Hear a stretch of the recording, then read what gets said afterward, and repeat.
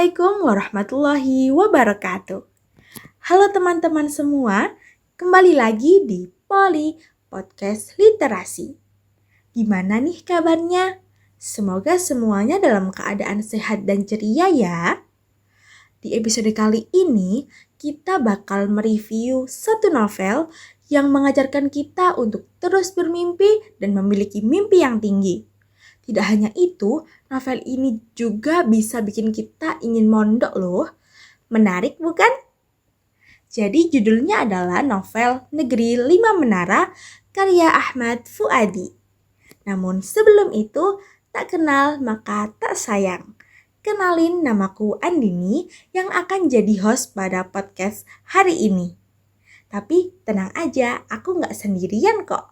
Aku bakal ditemani oleh 3 temanku yang super duper keren, luar biasa dan mempesona. Yaitu ada Kak Alma, Kak Dita, dan juga Kak Alifta. Jadi siap-siap aja kalau obrolan kita kali ini pasti bakal seru dan tentunya gak ngebosenin. So, langsung aja kita mulai pembahasan novelnya. Sebelum masuk ke pembahasan yang lebih dalam mengenai poin penting dan isi dari novel ini, yuk kita kenali identitasnya terlebih dahulu. Jadi, novel ini berjudul Negeri Lima Menara yang ditulis oleh Ahmad Fuadi. Dan pertama kali terbit pada tahun 2009. Dan gak butuh waktu lama, novel ini langsung jadi novel bestseller karena katanya ceritanya yang sangat menginspirasi banyak orang. Dan menariknya lagi, saking populernya nih, Negeri Lima Menara langsung diadaptasikan menjadi film pada tahun 2012. Jadi gak heran ya kalau novel ini jadi salah satu novel favorit banyak orang. Nah, biar kalian makin penasaran sama ceritanya, kita akan bahas dan kita akan ulik sinopsisnya dulu nih yang akan disampaikan oleh Kak Alifta. Yuk kita dengerin sama-sama. Kalian pengen tahu nggak apa sih kira-kira sinopsis dari novel ini? Nah, jadi novel ini bercerita tentang Alif Fikri Caniago, seorang remaja dari Maninjau, Sumatera Barat. Terpaksa meninggalkan impiannya untuk melanjutkan pendidikan di Institut Teknologi Bandung dan mengikuti jejak ibunya yang menginginkannya belajar di Pondok Madani, sebuah pesantren di Ponorogo, Jawa Timur.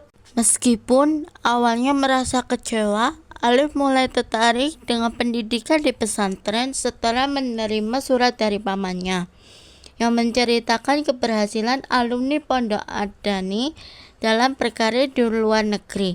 Setibanya di Pondok Madani, Alif harus menyesuaikan diri dengan peraturan ketat, termasuk berbicara dalam bahasa Inggris dan Arab.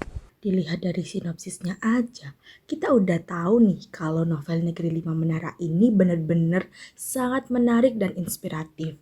Yang bercerita tentang Alif dan teman-temannya yang berjuang mengejar impian di Pondok Madani, meskipun banyak rintangan yang mereka lalui. Nah, sekarang kita akan beralih ke bagian yang lebih mendebarkan. Kita bakal ngebahas poin-poin penting dari novel ini yang pasti bikin kalian semakin penasaran. Jadi, tanpa berlama-lama, kita serahkan mic kepada Kak Alma. Kak Alma, waktunya menyulap cerita ini menjadi inspirasi. Silahkan. Kalau menurut aku sih, yang pertama itu ada kerja keras dan ketekunan ya. Jadi di novel ini tuh menekankan kalau kesuksesan itu nggak datang begitu saja, tapi dibutuhkan usaha dan ketekunan untuk mencapai impian. Seperti yang tercermin dalam moto manjada wajadah, siapa yang bersungguh-sungguh pasti berhasil. Nah, contohnya Alif. Di sini dia kebetulan sebagai tokoh utama.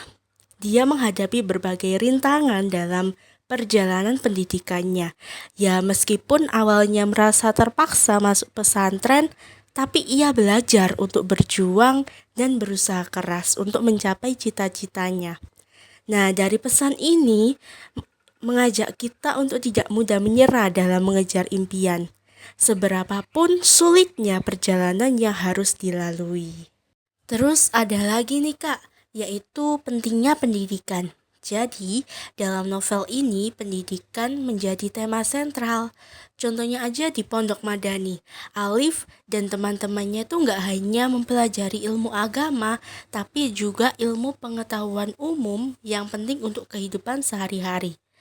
Pendidikan di pesantren itu mengajarkan mereka tentang disiplin, tanggung jawab, dan nilai-nilai moral yang akan membentuk karakter mereka di masa depan.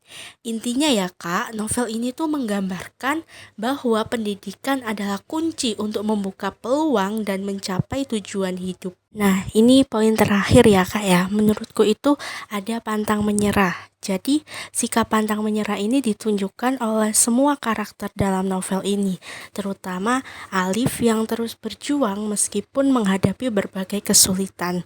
Contohnya saja saat temennya harus pulang karena masalah ekonomi keluarganya. Nah, mereka ini punya mimpi yang besar yang ingin dicapai.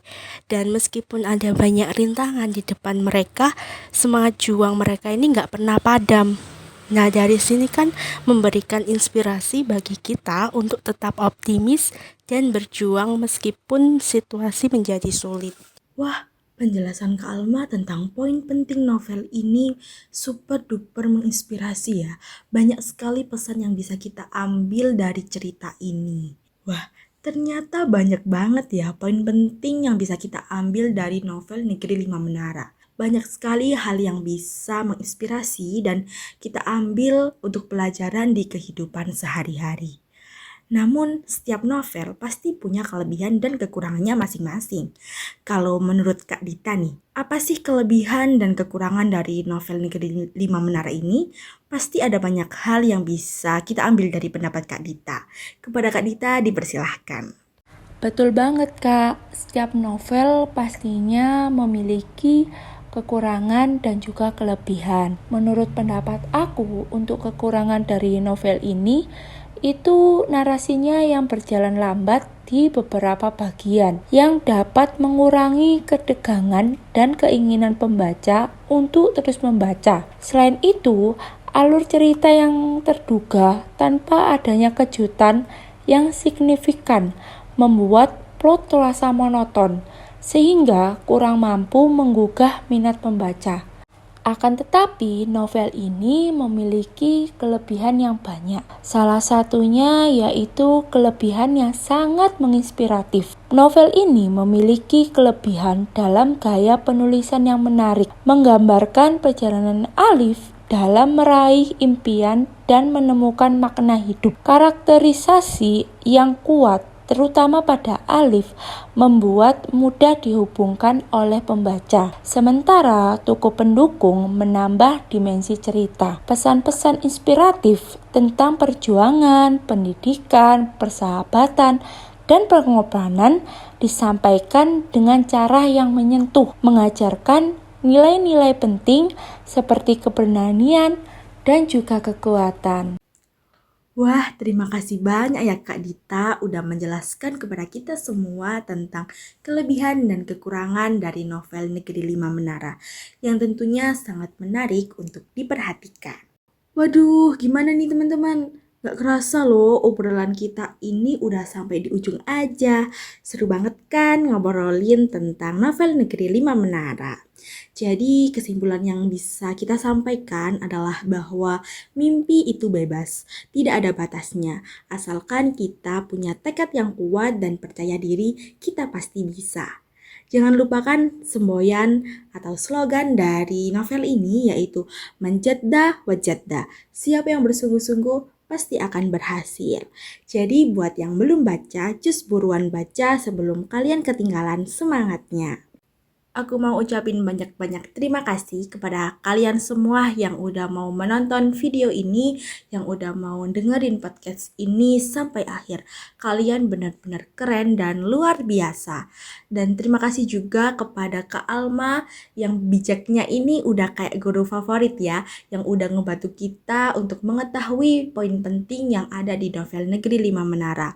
Juga terima kasih kepada Kak Dita yang udah nyebarin happy vibes kemana-mana saat podcast hari ini ya teman-teman, yang udah ngebantu kita juga untuk menambahkan poin penting dan menjelaskan kelebihan dan kekurangan dari novel Negeri Lima Menara. Dan tak kalah terima kasih ini kita ucapkan banyak terima kasih kepada Kak Alifta yang udah ngasih tahu kita tentang gambaran awal mengenai sinopsis dari novel Negeri Lima Menara. So, sampai ketemu di episode berikutnya yang pastinya nggak bakal kalah seru dari episode kali ini. Jangan lupa tetap bahagia, terus bermimpi, dan ingat bahwa mimpi itu gratis. Jadi mimpi yang tinggi ya teman-teman. See you and stay cute. Dadah.